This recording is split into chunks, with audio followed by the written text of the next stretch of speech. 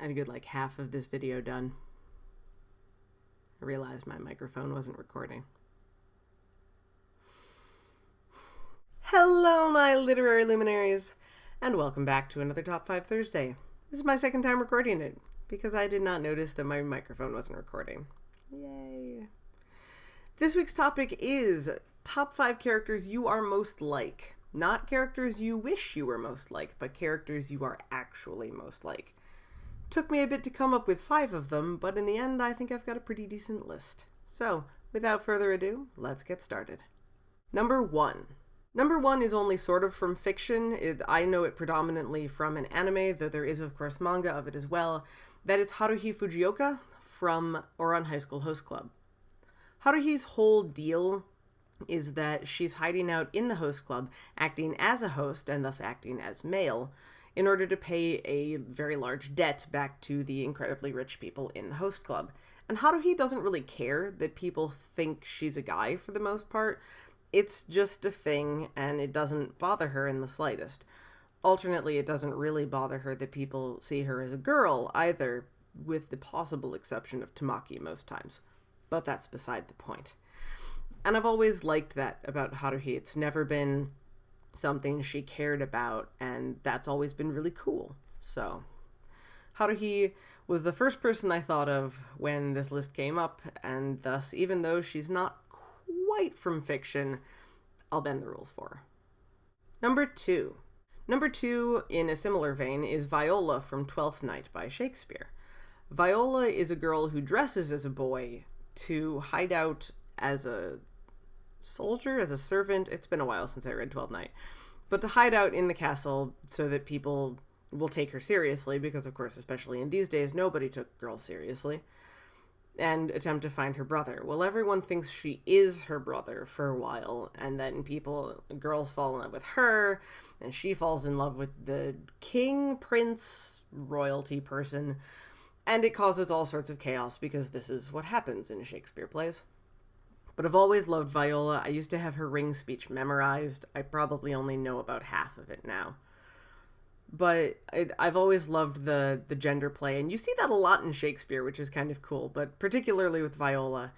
I'm not quite as tenacious as Viola, but not all of us can be like that, I guess. Number 3. Number 3 is Ellis Carraway from Cam Girl by Elliot Wake, writing under the name of Leah Rader. I just recently read Cam Girl, like within the past month, I think. I just put a review of it up on my blog yesterday, I think. And I connected very strongly with Ellis. I don't want to go into huge amounts of detail because that would be spoilers, but there's a lot about Ellis that I connected with a great deal that was made even more so by the time we got to the end of the book. But I love Ellis as a character. I think Ellis has a lot of flaws, but I think all of us do, and that also relates to me a great deal. There's a lot of problems with Ellis's friendship with Veda, and just all sorts of chaos, but I loved Ellis as a character. I absolutely love that book. I cannot say enough good things about it. Please go read it. I don't want to spoil anything. Number 4. Number 4 is one that I don't know why it didn't come to me sooner, because it's someone that I've always sort of felt a kinship with, and that's Luna Lovegood from the Harry Potter series.